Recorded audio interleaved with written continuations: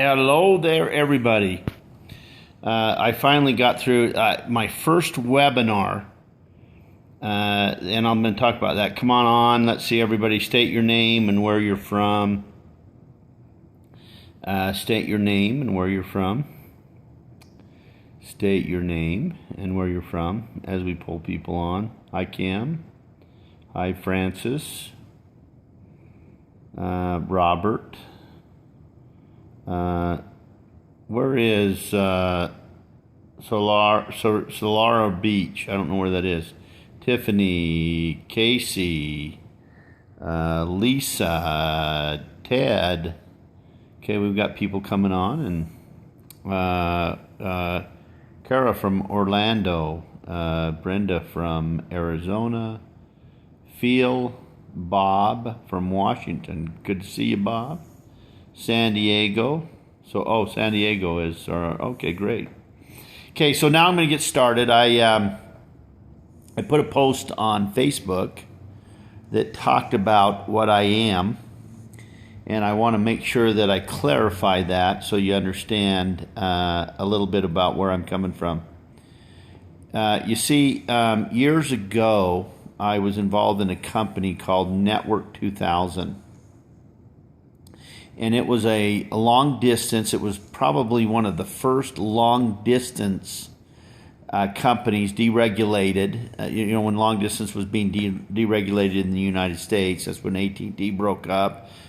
Some of you may not even know this, but we actually had phones in our houses, and they were dial tone, and you had to dial, and you had long distance, and you had local service, and the long distance was something that was deregulated. And Sprint was one of the first companies to, they owned all the rights of the railroad, so they laid down this fiber optic, and they became very prevalent. They were the number 3 long distance company in the country at the time.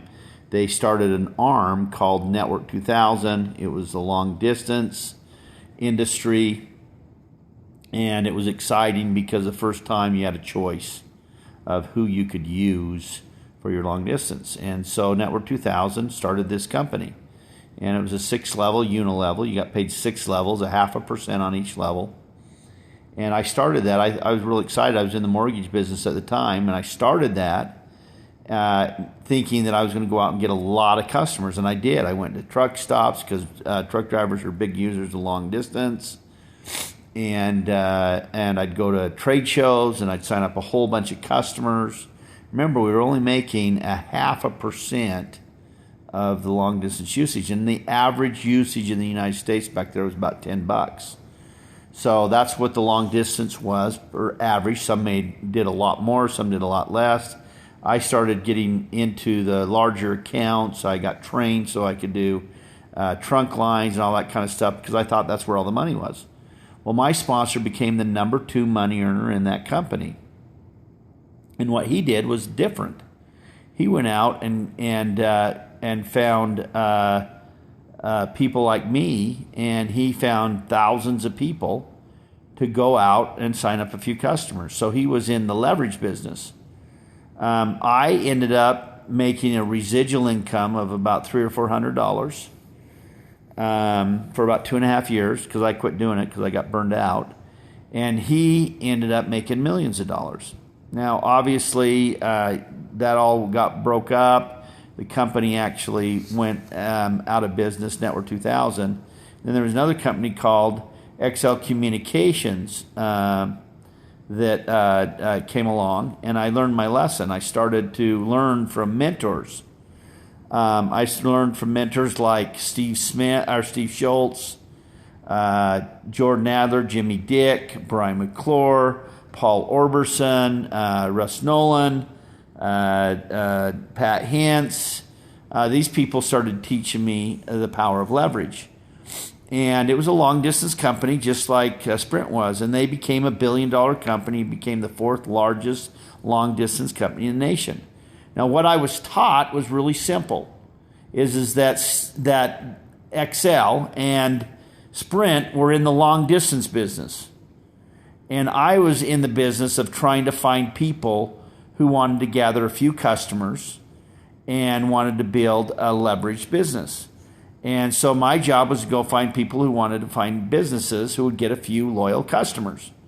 That's what I was taught. And those that did that made a lot of money. Those that didn't, and they made a lot of money, became millionaires, multimillionaires, some of them billionaires. But those that didn't did not. They became hundredaires and thousandaires. They never did get to that higher level because they were focused on the customers, not on building a leveraged business. So, both of those companies went out of business because technology made them obsolete. The long distance industry finally went to a different avenue, and it collapsed. And those companies went out of business. And so send-out cards came around, and I knew that technology was going to make our product even better and better and better. When we first started, we had no phones that had cameras. We had to take pictures. Well, first of all, you couldn't even send a card with a phone. Send a card with a picture. Then they added pictures, they added all that kind of stuff, and I knew that technology was going to make our product better. But I still knew that I was not in the greeting card business, and I was not in the gifting business, that send-out cards was. And I remember being with Diane Walker one day, and she was answering the calls like crazy one day. Diane Walker is one of the top producers in send-out cards and was a top producer back then too. And she had all these calls and answered questions and stuff. And she says, "Why don't you have all these calls?" And I says, "Because I'm not in the greeting card business. Send-out cards is." And so when somebody had questions, I'd tell them to go to the tutorials and call customer service. Because that's not what I wanted to do. That's not what I signed up for. I wanted to build $1,000 a month. And then once I got to that, I wanted to build a true residual full-time income stream that I could walk away from, and I didn't have to service all my customers. So I knew even then that I was only going to get a few customers and find other people who would gather a few. I was in the distribution business. And I learned that. And I learned that from mentors. I thought that back when I first started in network marketing, that I was to push the product. That's what my job was.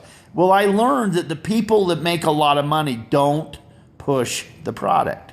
What they do is they talk about the opportunity. Their questions, however they're formed, are designed to find the people who want that want to start a business with them. So that's what I found out. So now, for the first time in the history of network marketing, in my opinion, we have a product that can be done with a phone. Everybody has a phone.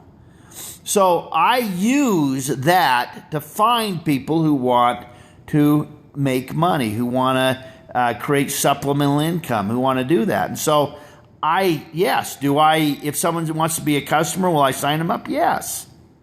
But I don't become a service person for that person. I want to teach them as the simple process of taking a picture, clicking, and sending a card.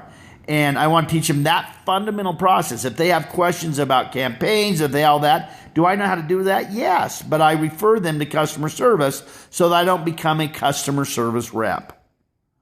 And that's how I do my business. And I'm looking for people who want to develop a few loyal customers. I was with Brad Stewart today, and we did a presentation with two millennial people that were phenomenal. Brad was talking. He says, "Listen, I have a few customers. The beauty of this is I can use our product to find people like you." He says, "I just have a few." He goes, "I have my daughter. I have my aunt, or so a few other customers." He says, "I only have a handful of customers, and I know that if there's another card or gift company that comes along, they are not going to change because they're loyal to me." So these are the fundamental things that I learned a long time ago.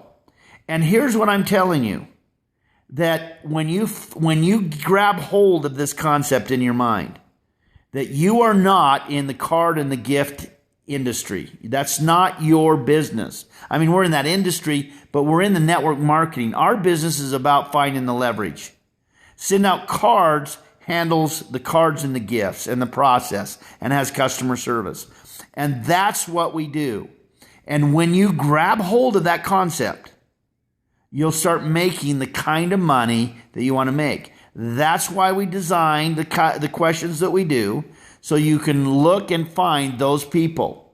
Now, again, this is not I didn't design this. I didn't design network marketing. I did not design the model. If this concept that I'm teaching you right now has been passed down for generations and generations. That is the model of network marketing. That is what it's all about. It's finding a large group of people. You getting a few who get a few who get a few. So a large network in your organization that you may not know all of them, that gather a few loyal customers. And they do that, your organization does that, and they find people, they gather a few loyal. They find and gather a few. So it's sustained, that process is sustained over a period of time. That's what network marketing is. That's what you signed up for. Now, if you want to make the big bucks, if you want to create a six-figure income, if that's what you want to do, that is what you're going to have to focus on. I appreciate that you spend the time today and you listen to some of my crazy ideas. This is not one of those crazy ideas. This is real, and this is how you build a real network marketing business. So I hope this is helpful, and we'll see you all at the top.